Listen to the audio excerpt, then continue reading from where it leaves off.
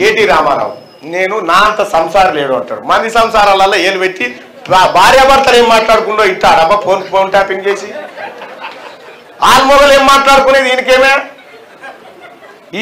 ఇట్లయినా పాప నాగచైతన్య సమంత ఇడిపోయేటట్టు చేసింది.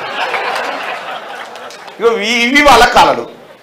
వీళ్ళు వచ్చి మేము శుద్ధపూసలం మేము తారాజువలం అంటే నమ్ముతారు.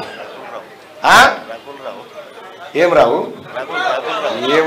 ఆ రకులు రావు వాళ్ళు మళ్ళీ పేరు పెట్టిరా చెప్తే కూడా మీకు నచ్చిన పేర్లు పెట్టుకొని పోరి అందుగలడు ఇందుగల ఇదేదో ఉంటుందిగా. ఇక సోదరులారా ఒక మాట చెప్తా ఉన్నా, మీ తమ్ముడు తీన్మార్ మల్లన్న ఎవరి కోసం కష్టపడ్డాడు, ఈ రాష్ట్రంలో ఏ పార్టీ అధికారంలోకి రావాలని కోరుకున్నాడు, మీ అందరి జీవితాలు విముక్తి కావాలని నా మీద ఎన్ని దాడులు జరిగినా హత్యాయత్నాలు జరిగినా నన్ను జైల్లో పెట్టి నా చిన్న పిల్లల కన్నీళ్లు కార్చినా కూడా నేను మీ అందరి మంచి కోసం కాంగ్రెస్ పార్టీ అధికారం కోసం పోరాడినటువంటి బిడ్డను అన్నా. నేను ఒక్కటే చెప్తా ఉన్నానా, మీ తమ్ముడు డబ్బులకు లొంగలే పదవులకు లొంగలే అల్టిమేట్ గా కాంగ్రెస్ పార్టీని అధికారంలోకి తీసుకురావడానికి నా వంతు ప్రయత్నం చేసిన.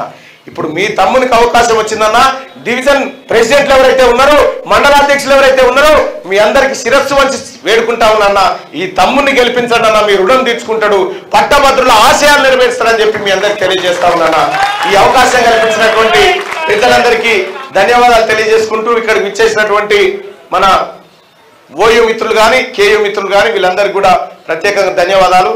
ఇక మరొక సమావేశం ఉంది కాబట్టి అక్కడికి మూవ్ అయ్యి అక్కడ కూడా మా కార్యక్రమాన్ని నిర్వహిస్తాం. Thank you.